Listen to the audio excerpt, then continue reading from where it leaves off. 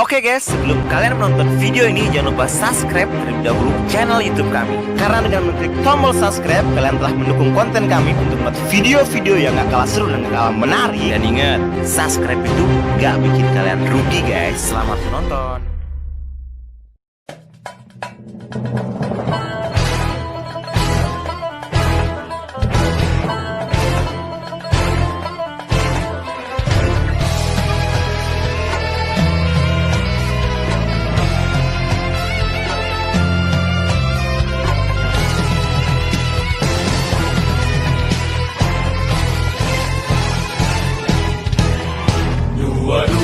Oktober 45, resolusi jihad panggilan jiwa, santri dan ulama tetap setia, berkorban pertahankan Indonesia. Saat ini kita telah merdeka, mari teruskan perjuangan ulama, berperan aktif dengan dasar Pancasila, Nusantara tanggung jawab kita. Hari santri, hari santri, hari santri, hari santri undi cinta pada negeri, Timur dan Rahmat dari Ilahi, NKRI harga mati. Ayo santri, ayo santri, ayo santri, ayo ngaji dan patuh pada kiai. Jayalah bangsa, jaya negara, jayalah pesantren kita. Bismillahirrahmanirrahim. Assalamualaikum warahmatullahi wabarakatuh. Alhamdulillahirabbil alamin wassalatu wassalamu ala asyrafil anbiya'i wal mursalin habibi rabbil alamin imamil muttaqin sayyidina wa nabiyina Muhammadin sallallahu alaihi wa ala alihi wasallam tasliman katsiran amma ba'du. Pada hari ini mudah-mudahan kita senantiasa diberikan hidayah, syafaat, taufik, petunjuk dari Allah Subhanahu wa taala agar kita menjadi orang yang selalu dibimbing oleh Allah serta diberi syafaat, pertolongan di samping junjungan Nabi Muhammad sallallahu alaihi wasallam. Pada hari ini, hari santri nasional, kita diingatkan betapa pentingnya mengerti dan mengenal agama Islam. Pada dasarnya Allah tidak menginginkan kesuksesan manusia itu di dunia, karena sesungguhnya yang Allah ciptakan dunia itu tidaklah selama-lamanya. Tetapi Allah menginginkan kita menjadi orang-orang yang soleh dalam Al-Quran, orang-orang yang muttaqin, orang-orang yang taat. Supaya apa? Menjadi selamat. Karena orang yang sukses itu belum tentu selamat hidupnya. Maka dari itu ajaran Islam mengajarkan jadilah orang yang selamat. Bagaimana menjadi orang yang selamat? Maka dari itu ketika orang tua kita mendidik kita, mengenalkan kita kepada agama, itulah yang akan menolong orang-orang tua kita.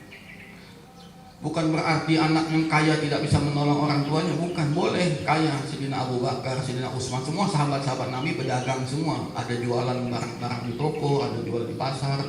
Mereka orang-orang sukses. Tapi yang diinginkan oleh Allah dan Rasulnya menjadi orang yang selamat. Allahumma atina fid dunya wa fil akhirati hasanah wa qina azabannar. Itu doanya Nabi Muhammad. Kalau doanya Nabi Adam apa? Rabbana zalamna anfusana wa illam taghfir lana wa tarhamna lanakunanna minal khasirin. Doanya Nabi Ibrahim, doanya Nabi Ismail, semuanya punya doa masing-masing. Tapi doanya Nabi Muhammad, Allahumma atina fid dunya wa fil akhirati hasanah wa qina azabannar. Keselamatan di dunia dan keselamatan sampai di akhirat. Jadi jangan kecil kita iri dengan rezekinya orang yang lebih besar dari kita. Belum tentu rezeki yang lebih besar itu membawa kebahagiaan bagi dia. Karena Allah Maha mengetahui lagi Maha menyayangi. Ketika Nabi Muhammad SAW disanjung oleh Allah Subhanahu wa taala karena begitu sabarnya, taatnya Nabi Muhammad itu. Sampai-sampai Allah menyerahkan urusan agama biar diserahkan saja kepada Muhammad sallallahu alaihi wasallam. Tetapi apa kata Nabi Muhammad? Nabi Muhammad tidak langsung menerima, ya Allah nggak apa-apa biar saya yang menguasai ini agama Islam, biar saya yang mengurus hukum-hukumnya. Tidak, tapi Nabi Muhammad apa berkata, menyampaikan dengan lemah lembut. Ya Allah, Engkau yang maha pengasih, maha penyayang, Engkau yang lebih menyayangi hamba-hambamu, lebih rahmat lagi daripada aku ini. Gitu Nabi Muhammad, saking rendah hatinya. Jadi kita pesantren ini bukan sekedar mendidik kita di dalam agama, tapi menjadikan kita menjadi orang yang selamat. Karena orang tua kita ketika kita kaya, kita tidak mengerti agama, tidak ada artinya kekayaan dunia itu, tidak ada. Karena banyak di luar sana anak yang kaya, anaknya makan sate, ibunya makan tempe. Banyak karena tidak mengerti agama. Orang yang mengerti agama itu orang yang punya perasaan kasih sayang. Orang yang tidak mengerti agama tidak ada kasih sayang bagi dirinya. Karena yang menyentuh hati manusia itu adalah agama.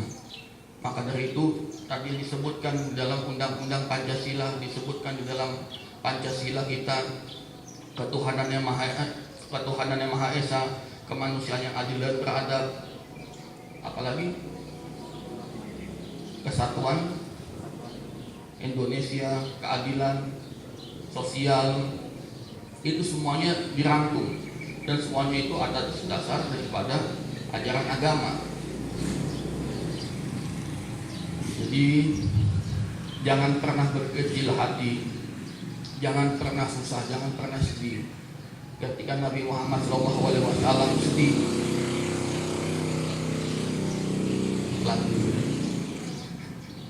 jadi jangan susah, jangan sedih.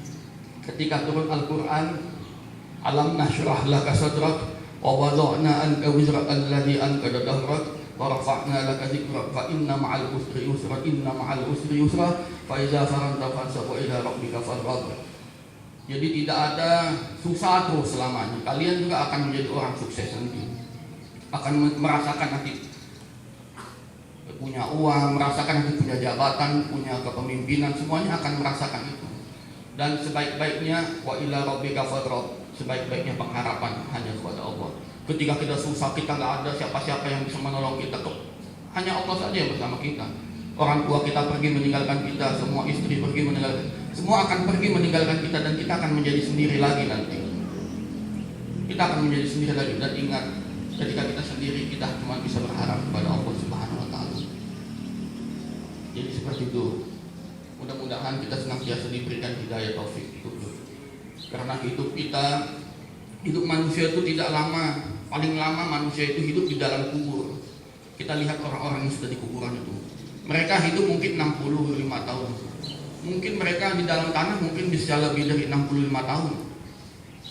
Karena hidup manusia di dunia itu sebentar, di tanah lebih lama daripada hidup. Begitu pula di akhirat nanti. Maka dari itu mudah-mudahan kita menjadi orang yang kuat. Karena Nabi itu orang yang kuat.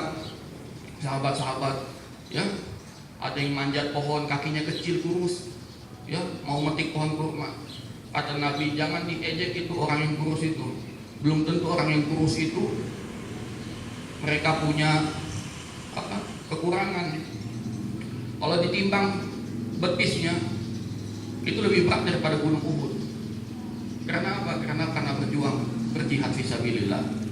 Maka dari itu kita hidup juga harus jihad fisabilillah. Dia ada pusing masuk acting nih. Masuk dia mau iklan juga. Jadi itu saja. Tetap semangat. Ingat kita belajar, kita menuntut ilmu. Yang kita kejar adalah syahidnya. Karena syahid itu adalah orang yang mendapat keberuntungan. Ya, dia belajar mati, masuk surga. Dia sedang mencari rizki lillahi ta'ala untuk mencapai keridhaan ilahi, mati masuk surga. Gampang orang Islam itu semuanya masuk surga, kecuali orang yang tidak mau mengikuti sunnah Nabi Muhammad. Semua umat Nabi Muhammad masuk surga, kecuali orang yang menentang, yang suka berselisih sama hadis-hadis Nabi, yang sama Nabi itu sentimen. Sama Nabi biasa aja, dia orang biasa juga. Nabi Muhammad biasa aja lah, nggak usah dipuji-puji, puja-puja, nggak usah. Kita puja-puji sama Allah saja. Nah itu akhirnya merendahkan, meremehkan, dan akhirnya menjadi kekufuran. Perbedaan boleh, tetapi jangan perbedaan itu menjadikan kita syirik. Ya, perbedaan orang punya pendapat boleh saja kita menerima pendapat. Tapi pendapat itu jangan menjadikan pendapat itu menjadi syirik. Seperti itu. Bebas manusia berpemikiran, bercerita, pendapat, bebas saja. Tetapi jangan sampai kebebasan itu menjadi syirik. Mudah-mudahan bermanfaat. Sekian dari saya, wabillahi taufiq wal hidayah. Wassalamualaikum warahmatullahi wabarakatuh.